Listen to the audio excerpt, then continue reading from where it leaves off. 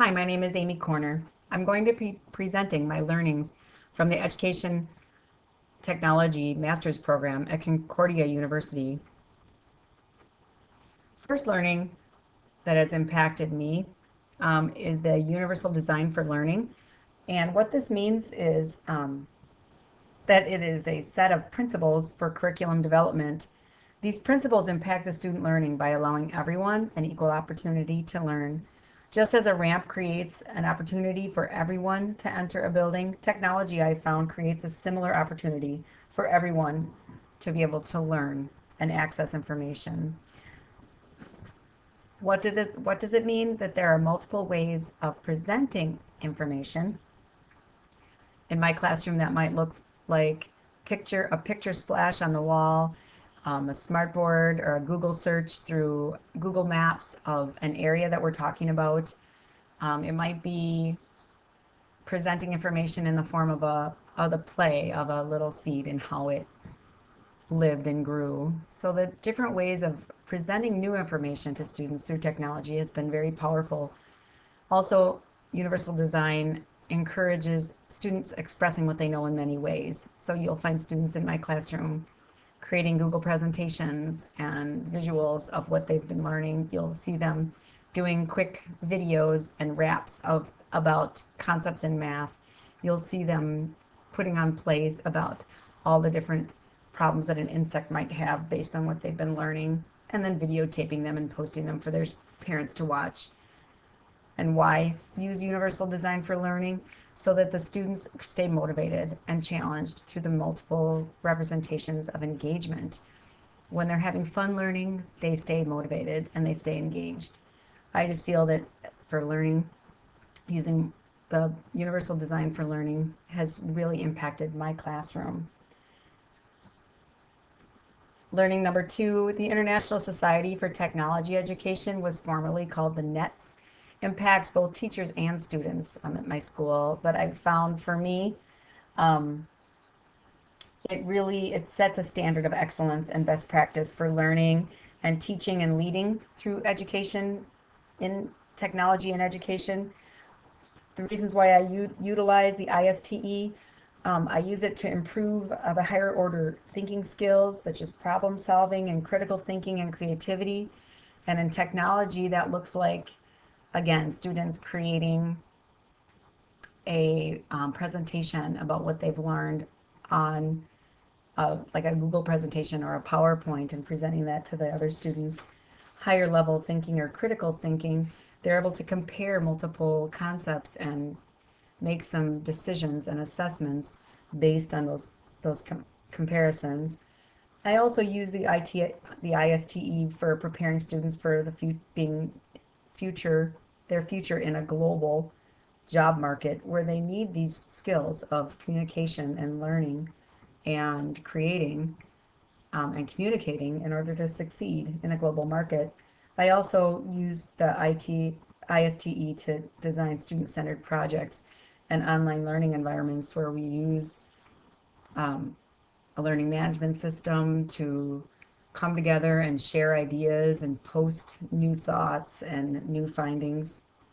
I also use the ISTE for guiding change in our school, and as a teacher it impacts me just as much as it impacts all my students in creating digital places to learn.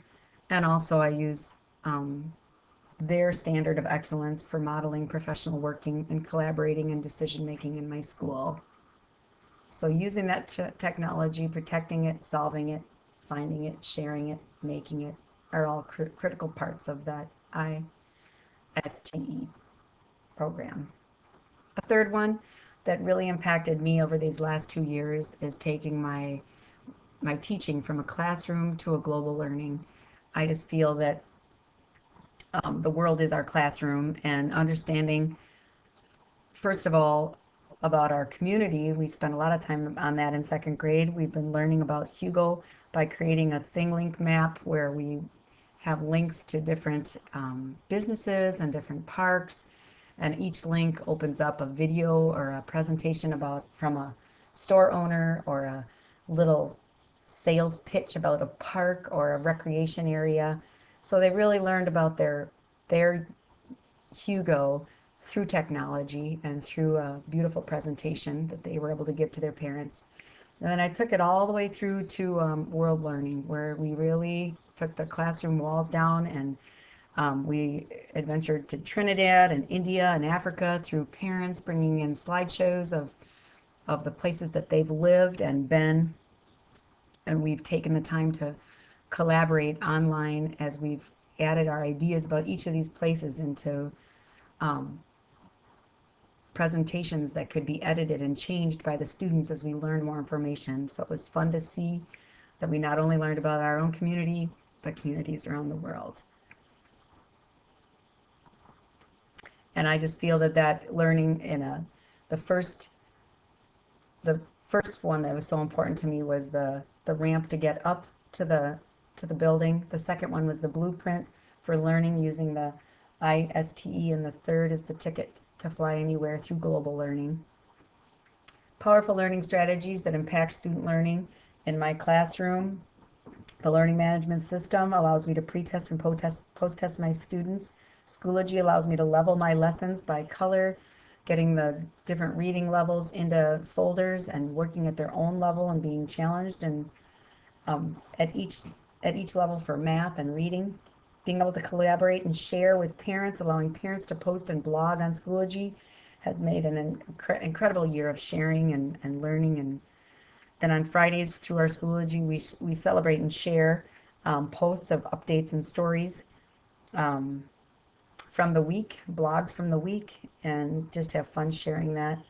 Google is the second one that has really been a strategy for learning that has impacted my students. They're able to not only gather information quickly and investigate, but collaborate with each other on documents and presentations. They're able to create through Google presentations and through Google Art, and then present that learning to each other and to their parents. This next one is flipped learning, which has really made a difference in my classroom over the last 2 years, where I've been able to pre-teach using a pre-recorded lesson.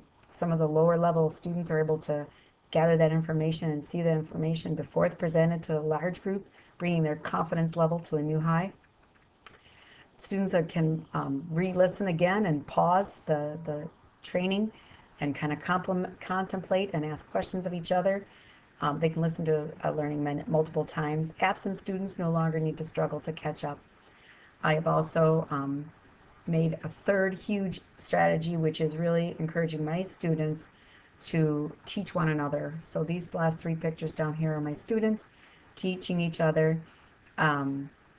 Technology allows us to do that, presents new understanding through videos, presentations, and as the students teach each other, their learning is solidified. 2 key insights for me. The first one is teacher training, and that takes time.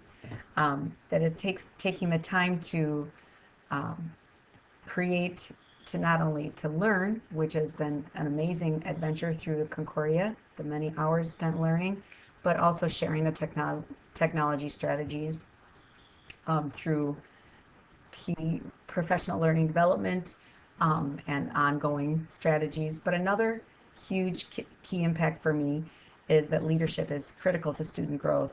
Presenting concepts to the Onika Elementary School teachers at our meetings has been really an exciting time, but also being a part of a tech planning committee. And it was just an honor to be a part of that team and being a part of the decision makers as we seek to move toward one-to-one computing in our school, which is the way of the future. In summary, teaching with technology provides the ramp for all to enter. It provides the blueprint of excellent foundations and lasting concepts, and also a ticket to fly, that students can go anywhere through technology. So as a lifelong learner, I'm exploring strategies continually to differentiate, collaborate, and celebrate new learning and promote teaching and sharing new ideas. Thanks for listening.